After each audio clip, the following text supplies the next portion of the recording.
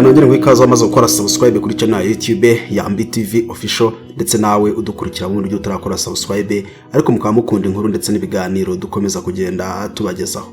Niba wibuka iki cya 17 cy'inkuru uko nazinutswe urukundo muri bikoko cyarangiye ubwo umusore Blaise yaragiye gusura amushuti we, hanyuma akaza gutungurwa no gusanga Sylvie ari hari aho yarasohotse nyine yambaye ka eswime yigiriye muri douche koga. Bose bahise bagwa mu kantu. Reka rero twumve icyaje gukurikiraho, twumva igice cya 18 cy'inkuru, kwibutsa kureba munsi yayo ukareba ahari gutukwa ndetse ijambo subscribe ugakandaho ngo tukwana akamenyetso k'inzogera gahita kaza ku ruhande kugira ngo dushyiraho igice cya 19 uzahite wakira ubutumwa bugufi ukumyeshe uko kigezeho ugahita ucyumva.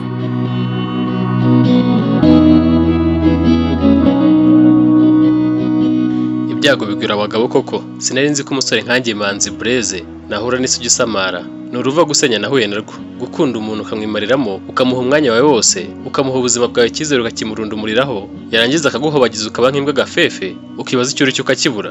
Ndacyari Blaise wabizeye nkabasangiza ubuzima bwanzonze mu mabyiruka yanjye na n'ubu ntajya nibagirwa nk'urata inkovu z'imiringa. Burya ngo ukize nkuba arayiganira. Umukobwa nakunze urudasanzwe rwabatangaje mwese nkuko nabibabwiye nkitangira kubaganirira. Uwo nasariye kubera ijwi rye gusa, uwo nakiriye ntitaye ku bumuga namusanganye, uwo narutishije mukuru wanjye wandwanyeho nkiga, uwo naguranye inshuti yanjye magara ntunsigaye Ernest, umukobwa narutishije ikizubazuba ikizungereza Deborah umwana wa boss, uwo nari niteguye kubura byose ariko simubure, musanganye ubwambure mu cyumba cy'undi muhungu. Hayiwe, unarebeye izuba tukararana ntanamwakuye, habe na gato bukarinda bucya, yihereye ubuntu ndi, nanjye ndaho ngo ndakunda. Uwo ari kuzambira mama w'abana banjye, aranze atanze umutungo wanjye noneho kuri mugenzi wanjye.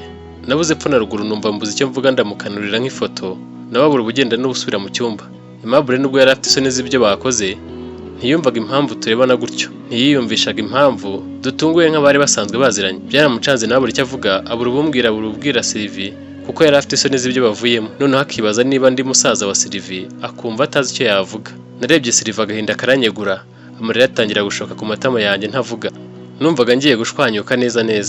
Numvaga intimba yantumbiyemo, mbese meze nk'ishashi bahaze yuzuye amazi ku buryo bakojeje hagati kazira agashinge yahita itanyuka amazi akisesa. Twamaze nk'iminota 3 tumeze gutyo muri icyo kibazo cy'ingutu, ihurizo rigoye kugoragoza, inzira y'inzitane y'imifatanga umuntu atatambuka uko yiboneye. Sylvie ko yagahagaze mu cyeragati ari hagati y'urupfu n'umupfumu, abonye amarira yanjye yahise yipfuka mu maso, ahisha isoni n'ikimwaro byari bimuzengurutse afatiwe mu cyuho. Kuko ukuboko kumwe rero ko kwari gufashe imbago yipfukishije mu maso kwari gufashe isume, maze hitigwa hasi. Noneho ibyari byago bihinduka umwaku, abura ubwipfukura abura n'ubutoragura isume, maze aratetera nk'utenguwe n'imbeho ya malariya. Nabonye ikarisi ikikijwe n'amataka atera ibishashi imbere yanjye, nako imbere yacu twese noneho binshishimura umutima. Nawe n'imbago ntiyari akibasha kuyikomeza, yaramucitse iragwa. Noneho ananirwa ubuhagarara, adandabirana nk'umusinzi yikubita hasi. Impuhwe ntizari zikibarizwa muri njye. Sinumvaga ukuntu wari kuzambera umugore ejo, uyu munsi yansiga ububwa n'urubwa bingana gutyo. Sinumvaga ukuntu Aimable wari inshuti y'akadasohoka yakorera umukobwa nakunze ibyo nari kuzagombera gutangira inkwano ngo mbyemererwe. Narakaye umujinya w'umuranduranzuzi bituma mvuga. Nahise mbwira Sylvie ko akoze, mutegeka guhita asohoka akava aho ngaho agataha. Mubwira ko mubonye ntako atagize. Ntiyarazi icyo yakora, icyo yacyari cyamurenze. Aimable we yari yubitse umutwe yabuze amajyo, nibwo yumvaga uburemere bw'ibyo yakoze. Ntiyarazi ububasha mfite kuri Sylvie, yari yajumye nk'igisambo gifatiwe mu ruhame cyangwa nk'umugabo afashwe n'umugore wari kwiba ibiryo by'umwana, nako ibyo biroroshye. Sylvie yahise asubira mu cyumba yisesuye isoni z'ubwambure yari yiyambitse. Ubwambure nene narubashye mbwibikiye urya munsi twari turi gutegura urwo mbonye bahungu umwe. Yasohotse agenda yuzuye ikimwaro yikururiye atega moto arataha. Nanjye n'umujinya n'agahinda n'uburakari n'ikirungurira byakiniraga muri jye, mpindukirira Aimable ndahaguruka. Mubwira ko ubutumire bwe nabubonye, mbese ko intego ye yayigezeho. Mubwira ko numvise ntacyo kimariye, ndikubura ndagenda. Aimable niyo abona imbaraga zivuga ntiyari kubona icyo ambwira. Nahise nerekeza mu busaswa bwanjye ngo ndire ndirimba urwo mbonye. Sinjye narose mbona moto ingeza ku murindi narindagiye. Nageze mu gipangu hicaye abantu mu mbuga ariko mbahitaho ntabitayeho. Niroshye mu buriri bwanjye ayo masaha 9, numvaga nasaba igitanda guhinduka isanduku, maze nkasaba ubutaka kwasama bukamira, nkabura buheriheri n'ubundi ntacyo nari nkibereyeho. Nifuje gusinzira nibura ngo nduhokerwe ibitotsi biranyihisha, nifuza no kubura ubwenge bwibuka ngo mbeho ntibuka ishyano mbonye. Nabyo byabaye amatakirangoye. Mu rugo aho hari ibyuma hari n'imigozi, kwimanika byari byoroshye cyangwa kwisogota ngo muhere birangire. Ariko byari nka ya nkuru ya wa mukecuru bambwiye bakoreye mu ihururu bakamwiba ibihumbi yari agurishije agahene ke mu isoko rya Gaseke, maze ati cyampa inkubange inkubanuze. Umurabyo uti pya kati ibyo ubu ntibikinishwa, gusa njye numvaga mpfuye naba nduhutse umuroho wanyibasiye, numvaga byancanze nabuze ubuhengekero. Ibitekerezo byambanye byinshi, ibibazo bimbana uruhuri, amahoro yambanye yanga, ubuzima buranzimana, nzengurukwa nihahamuka. Uko isura ya Sylvie yambaye ubusa asohotse mu cyumba cya Aimable yanzagaho, numvaga nashaka wundi gitira, ariko nyine byari ibyifuzo by'amabura kindi kubera kurengwa n'ibyo nabonye. Sylvie yatashye atumva atabona mbese nk'ukurikiwe. Ikimwaro cyari cyamwaritse mu mutima, yumvaga nubwo yarasohotse ku itegeko ryanjye ataraza aho kwiye kujya, yumvaga atakiriho. Yari yabaye nk'ikigo ry'injiji, umukobwa wiyandarika indaya, nako ntabwo yari kuba yakubwira icyo ari cyo. Yibazaga ibintu yakoze akumva nta mbabazi akwiye, yari azi neza ko ntaho nakura imbabazi zo kumubabarira, ndetse yumvaga niba ibitangaza byaba nkamubabarira we atari kuzapfa yibabariye. Yibazaga ukuntu umuhungu we mu buto bwe bakundanye yagiye agahera akamutegereza ibihe n'ibihe, akibaza uburyo yambonye mukunze, akibagirwa yari yaranambyeho icyo gihe cyose, akanyegurira urukundo rwe rwose atizigamye na busa, tukageza ubwo twemeranya kubana, tukerekanwa mu miryango yombi, nta gatekerezo na gato ka Aimable karamugarukamo. Nanone akibaza ukuntu Aimable akimubwira ko yagarutse, yahise ashiduka agahuruduka nk'iyagatera adatekereje njye, wamwihebeye nkamurutisha byose na bose. Agatangira kunyihunza kandi yaranabwiye Aimable ko ngiye kumurongora mu minsi mike yari imbere aho ngaho, ariko bakarengaho bagakora amahano, akansha inyuma, noneho akabikorera mu maso yanjye. Igitima cye cyaradihaga kumva isi yamuguyeho, akabura aho yakwihishura ubwo yiyambitse. Yababazwaga n'ukuntu yirinze kuva mu buto bwe, none gucikwa rimwe risa byari bimuhagije ngo asenye ibyo yubatse. Umunsi umwe nawe udashyitse, amasaha n'ak'iminota, ngo igurukanye mutanyu bavuga ko ari yiyamaze. Nta kabuza inyama imukunda, yumvaga yansohorotsemo ubwo yasohokaga yambaye isume gusa, kandi ntiyari no kuzemeza Aimable ko ari we wa mbere baryamanye, dore ko akarangabusugi ke siporo zari zaragahitanye, inzira yari nyabagendwa. Ibi nibyo bita kubura intama n'ibyuma, mbese kubura byose nk'ingata imennye. Ikindi cyahoranyaga Sylvie agahinduka intere, ni ukibaza ukuntu Aimable yamutumiye azi ko nanjye ndi buze, akibaza aho nahuriye na Aimable nkamenyana nawe bikamuyobera. Yumvaga byarakagambana Aimable yamukoreye, kuko yari yaramubwiye ko agiye gushaka undi yirengagije amasezerano bari baragiranye, ariko kandi akibaza ukuntu nawe yaguye mu kantu abonye turebana tugatungurwa. Uko biri kose Sylvie yumvaga Aimable yamuhemukiye, ariko kandi akumva nawe yaramuhemukiye amwicira isezerano. Aimable wari uvuye hanze yaririnze yuzuye urukundo n'urukumbuzi rw'umukobwa wo mu buto bwe, agatungurwa no gusanga yaribasiwe n'abandi, ndetse akaba agiye gushyingirwa. Bikaba byari bihuranye n'uko nawe yaraje asoje amasomo yose ngo basubukure urukundo. Yababajwe nabyo bikomeye, ariko akomezwa n'inama nari naramugiriye kera tukiri hanze. Ntiyari yagambiriye gusezera Sylvie gutyo, nuko bahuye bagahuza urugwiro ruvanze n'irari bakabura ubwiyakana, rugahana inkoyo y'agahu kagahura n'umunyutsi.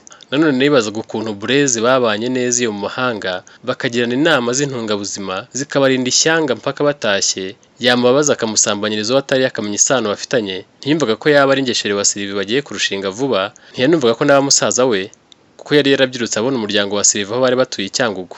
Yibazaga ko haba hari indi sano iri hagati yanjye na Sylvie atari yagasobanukiye ngo ni iyihe. Yababazwaga n'ukuntu mbabarije umutima ku rugero yabonaga ntari bubashe kwakira. Ntiyumvaga ntari bwiyahura ashingiye ku gahinda kandangirije iwe nk'agahirimana ntaha. Icyamushenguraga kikamubuza amahwemo nuko nari namubwiye ko aricyo yantumiriyeho kunyereka. Nanone kandi yibazaga ko Sylvie umukobwa yakunze ubuzima bwe bwose, nawe agiye yibaza ko wenda yabikoze kugira ngo amushwanishe nanjye. Aimable akumva abaye umuhemu rwose, gusa yumvaga nubwo ntaho byanyura yakabajije Sylvie isano dufitanye, cyangwa nanjye akabimbaza. Aimable ntiyiyumvishaga ubuzima azabaho atamfite nk'inshuti ye cyane, ndetse adafite Sylvie nk'umukobwa wahoraga mu bitekerezo bye, nawe yumvaga kubaho bimushaririye. Uyu munsi mubi wo gatsindwa, nako ho gatsindwa ibyo nabuboneyeho, ubundi nari nsuye Aimable mvuye kwa padiri mu misa gusenga, nkahitiriwe ngo ndebe umuvandimwe twimara urukumbuzi, anzimanire n'amakuru akubukanye iyo ngiyo kwa Barugigana, ndavuga abazungu. Naryamye ubutabyuka ndara ubutagoheka, bitekereza ari uruhumbirajana, nibaza akaga ngushije, ishyano rya Gashyantare rinshyuhije umutwe. Numvaga nahunga urukundo ariko ntiwahunga ikikwirukamo, numvaga nazinuka abakobwa ariko numva ntazaviririra kubaho, nkarunduka ntasize n'akankomokaho, nasanze ntaho nabahungira. Bwarakeye kuwa mbere mbura imbaraga zinjyana ku kazi, niyo wari kuzana imodoka numvaga nta rutege, keretse ahari banteruye bakanterekamo ku ngufu. Nandikiye ubutumwa bugufi umukoresha wanjye, mubwira ko ndamutse numva ndwaye kandi ko ntari buboneke ku kazi. Nari mwandikiye nakererewe nka 2:30. Boss yari yagiye mu kazi kare cyane uwo munsi, ariko telefone ye yibagiriwe mu rugo. Message ije telefone yasoneye mu rugo ku meza muri salo. Deborah niwe wari usigaye mu rugo. Yahise afata iyo telefone ya se asanga ari njye mwandikiye message, ashishikazwa no gusoma ubutumwa nandikiye boss. Mwibuke ko Deborah yari akinkunda nubwo yari yarampaye amahoro, sinzi we niwe yari yarayihesheje. Sinabyitaga ngo bitazansubiza mu nyururu natinyaga bikaze. Burya ngo ukize inkuba arayiganira.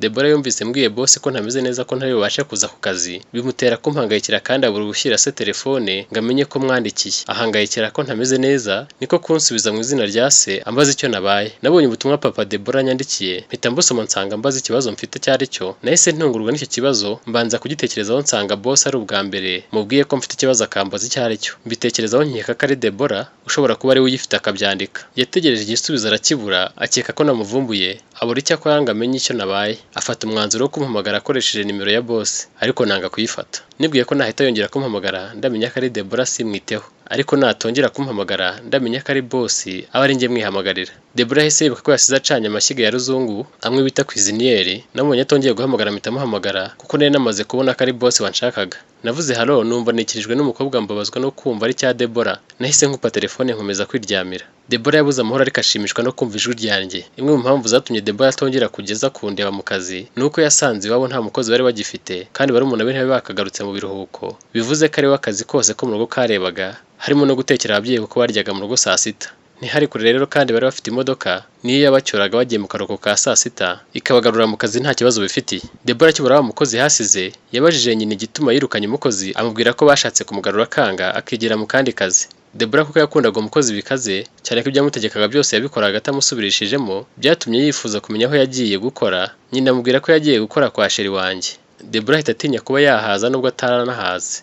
Deborah yakomeje kubuzwa amahoro n'ikibazo naba mfite gituma nsiba akazi. Agira n'amashyushyu yo kuza gushakisha amakuru y'icyo nabaye, maze saa yine zishyira saa tanu z'amanywa barahishije. Yahise akaraba arisiga ngazi iwanjye kureba icyo nabaye. Muri gito yarahazi ntibyari kumusaba kumbaririza. Reka nguri iki cya 19 cy'inkuru uko nazinutswe urukundo araha kirangiriye. Niba hari amatsiko usigaranye uko byaje kugenda, wowe icyo usabwa gusa ni ukureba munsi y'inkuru ukareba ahari butukoretse ijambo subscribe ugakandaho, ugahita no kumenyetso kwizogera gahita kaza ku ruhande kugira ngo dufiraho igice cya 19 uzahita wakira ubutumwa bugufi ukumenyesha ko kigezeho ugahita ucyumva.